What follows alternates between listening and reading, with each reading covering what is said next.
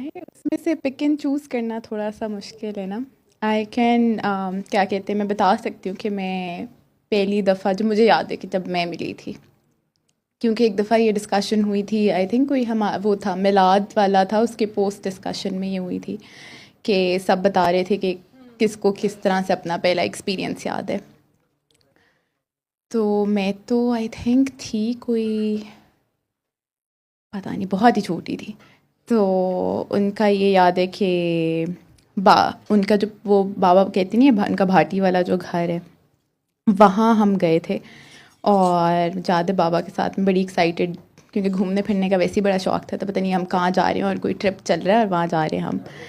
तो उधर जाते हैं तो मुझे याद है बस सीढ़ियाँ थी बहुत ज़्यादा, हम सीढ़ियाँ चढ़ के ऊपर जाते हैं। ऊपर एक छोटा सा कमरा होता है, अंधेरा, इतना कोई नहीं था, ये तो काफ़ी लाइट चली, तो एक बड़ी डिम लेट रूम जो है ना वो था। और उसके अंदर बाबा जी अपने बेड पे लेटे होते हैं।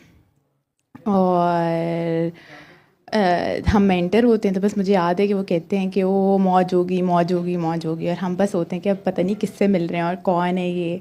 बस सुना हुआ होता है कि बाबा जी है, बाबा जी है। फिर बस मुझे याद है इन्होंने हमें बस बिठा देते हैं कि ज़मीन पे हम सारे बैठे होते हैं, बाबा वगैरह से बात कर रहे होते हैं।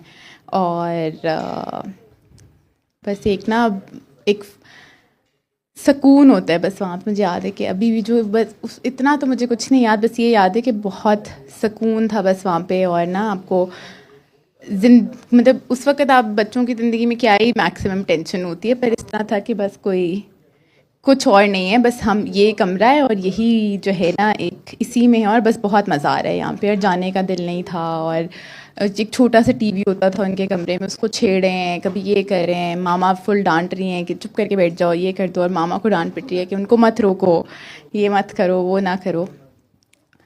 तो ये मेरी तो पहली इंटरेक्शन है जो मुझे उनसे याद है। उसके बाद की मल्टीपल इंटरेक्शंस इस तरह से याद हैं कि मेरा एक ही काम होता था कि जब वो आ गए हैं तो उनकी जो स्टिक है वो मेरी है बस, और नहीं कोई ले सकता। तो उनसे उनकी स्टिक ले लेते थे, उनकी टोपी उतार ली, अच्छा बाबा जी आपके बाल मैं बना देती हूँ, ये कर देती हूँ। तो इस तरह से कुछ उस वक़्त जो भी वो बातें करते थे, वो हमारी तो किसी उस तरह से समझ में नहीं आती थी कि अच्छा क्या बातें हो रही हैं, ये कर वो। ज़्यादा जितना भी सुना है वो बाबा से ही बाद में सुना है कि अच्छा ये बाबा जी इस तरह कहते थे, ये होता था। उसमें से जो अब जब हम खुद प्रैक्टिकल लाइफ में आ गए और बड़े हो गए, तो जो एक चीज़ जो आप सबने भी बाबा से भी बहुत सुनी हुई होगी, वो कि एक ही टीचिंग जो बार बार हाईलाइट होती है, वो ये है कि माफ़ जो है, माफ़ करना सीखना है।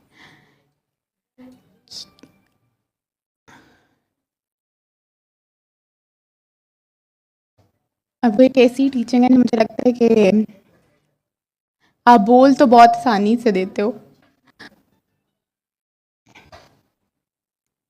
पर उसको करना, इम्प्लीमेंट करना, वो बहुत मुश्किल है। और उसमें जो सबसे मुश्किल चीज़ मेरे ख्याल से आती है ना, वो ये कि किसी और को तो शायद आप फिर भी माफ़ कर देते हो, पर कभी कभार खुद को नहीं माफ़ किया जाता। खुद को माफ़ करना जो है वो मुझे लगता है कि वो एक चीज़ थी जो हमें सिखा तो वो गए हैं, पर की नहीं जाती है। और खुद को बड़ी वो होती हैं वजूहात जिसकी बेसिस पे आप शायद अपने आप को नहीं माफ़ कर पा रहे होते हो, पर उस उसकी वजह से हम अपनी ज़ात के ऊपर कभी कभार ऐसे मुश्किल वक्त ले आते हैं, ऐसे जुल्म कर जाते हैं जो नहीं करने चाहिए।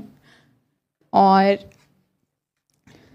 बाकी किसी को प्यार देने से पहले या कुछ करने से पहले हमें खुद को जो है वो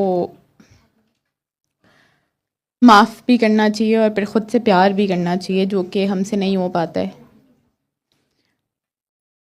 तो ये जो बाबा कह रहे थे कि कोई एक टीचिंग या कोई एक वो, तो मेरी जो अभी तक की लाइफ का क्रक्स है वो ये है कि किसी और को तो शायद आप बड़ी आसानी से माफ़ कर दो, या चलो आपके टाइम लेके आपने माफ़ कर दिया, पर ख़ुद को माफ़ करना और ख़ुद से जो प्यार करना है ना, वो जो कर गया फिर वो समझ गया कि ये सबक क्या था, और वो बाकी किसी को भी जो है वो माफ़ भी कर देगा, उसको समझ भी लेगा, उससे प्यार भी कर लेगा। तो ये मेरी अंडरस्टैंडिंग है उसमें से। अब बस थैंक यू। मैं बता रही हूँ जान के अंदर से ना लेट निकल के आएंगे, ये मुझे यहाँ खड़ा कर गए हैं।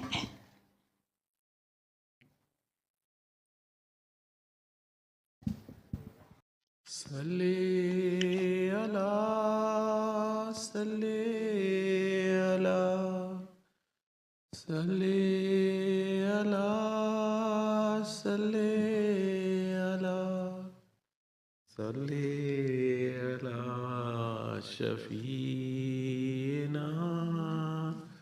सल्ले अला